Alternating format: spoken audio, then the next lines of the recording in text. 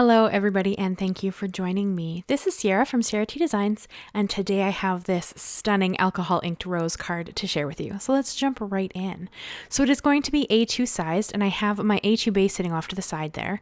And then I also have two pieces of HammerMill cardstock that I've cut down to be A2 sized card fronts, but we are going to cut them down with these dies. So these are the Waffle Flower Lacy Layers A2 dies. You guys have seen this many times in my videos because I love them. I also own them in Slimline, and I realized recently that they also come in 5x7, so I might have to look into investing in them just because I love them so much for backgrounds. So I picked the largest scalloped one and the next size one that fits inside of it because I like this white on white look. I find that it really makes your card kind of look elegant without having to do too much, although I am going to do some things to it just because I can't stop myself. So I'm going to take the smaller panel and I'm going to bring in the Snowfall grit paste, I believe it's called. It has chunks of glitter in it. It's a Tim Holtz product. It's really pretty in person. It's usually part of the winter line. I think that he added it to the everyday line. Don't quote me on that, but I'm sure some companies still have jars of it. I'll go and find them and link them down below if that's something you're interested in. And this is a stencil by him as well. It is the Ornate Layering stencil. And I know it's difficult to see here because it is white on white, but it's this really pretty kind of lacy background and it looks stunning. And it is quite subtle.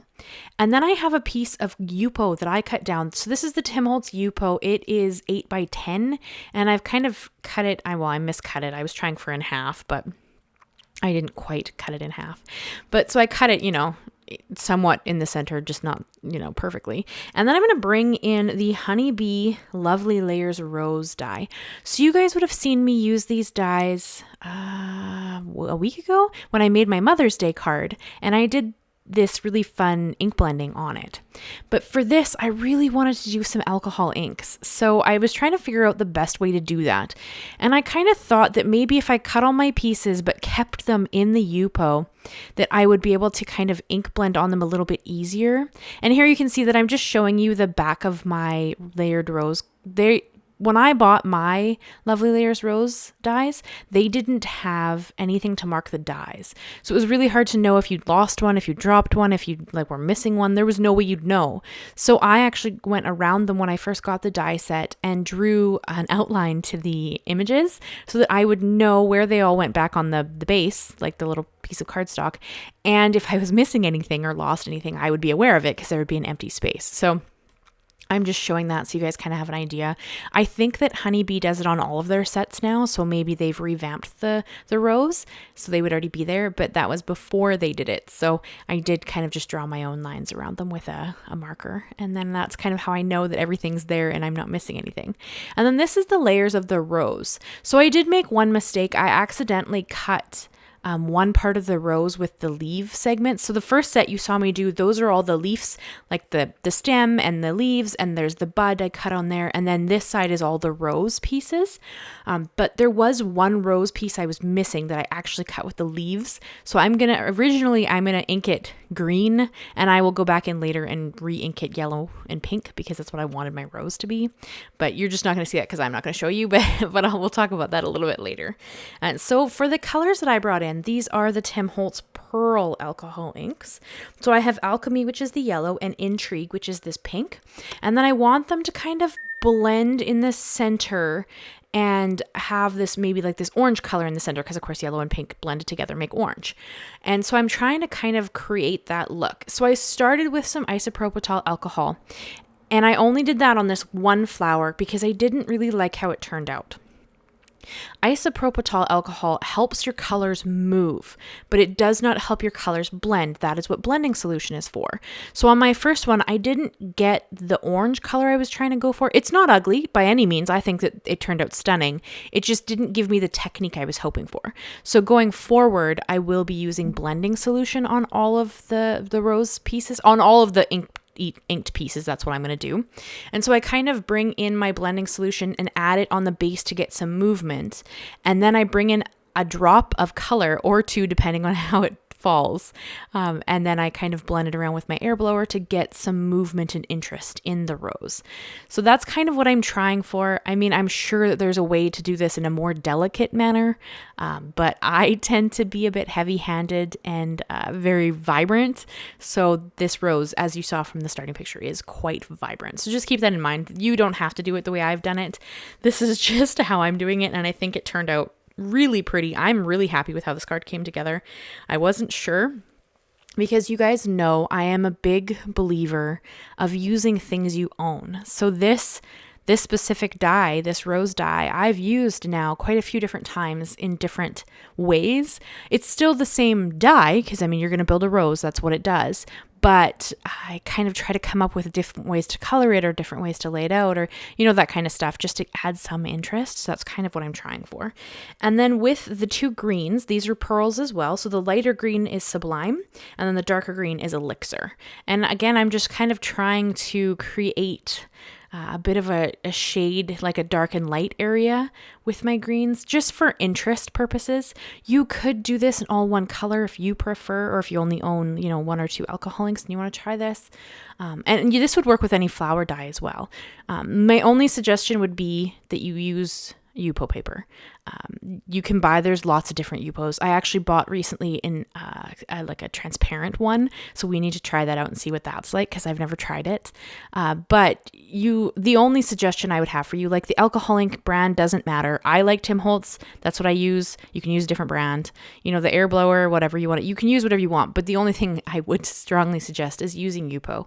I have tried different papers with my alcohol inks, and I find I always get the best look with Yupo. So just keep that in mind.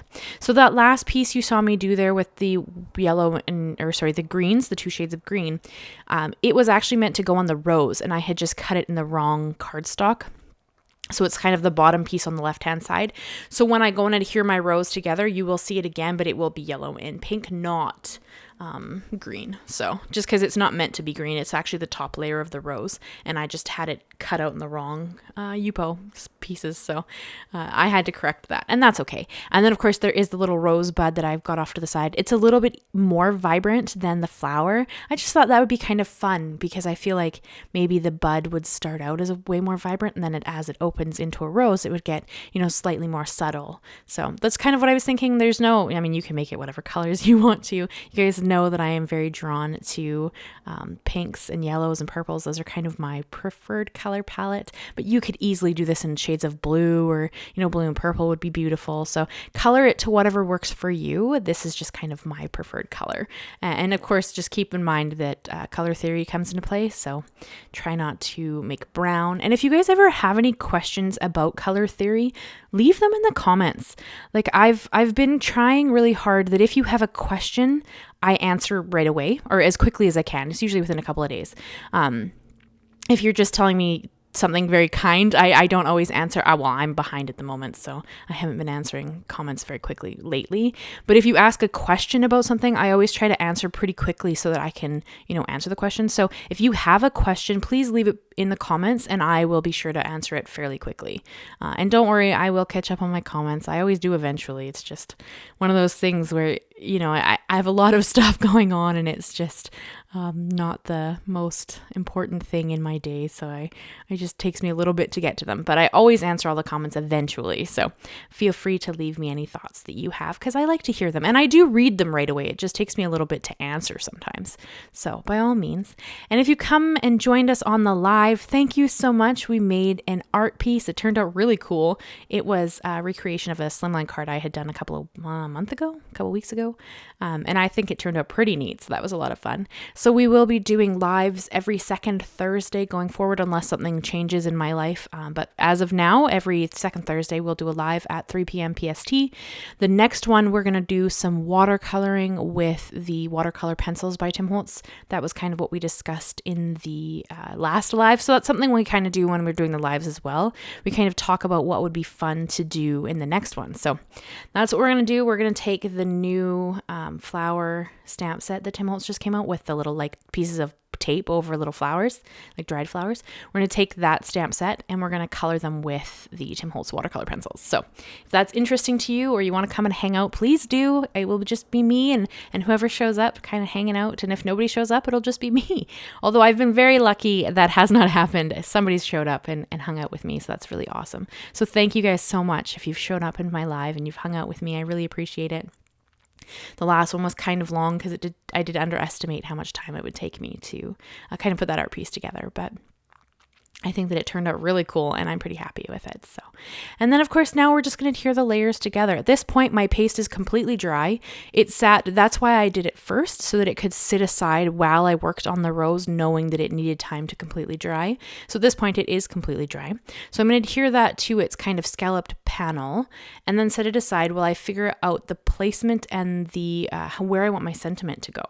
So after I've kind of laid my rose down on that panel, because I know that's where I want it to go, I'm going to adhere my pieces. So I did pull the rose first, and then I'm going to do the little bud kind of sticking out where the leaves are. In the last one, I had it coming out behind the rose, but I kind of felt like this filled that space nicely.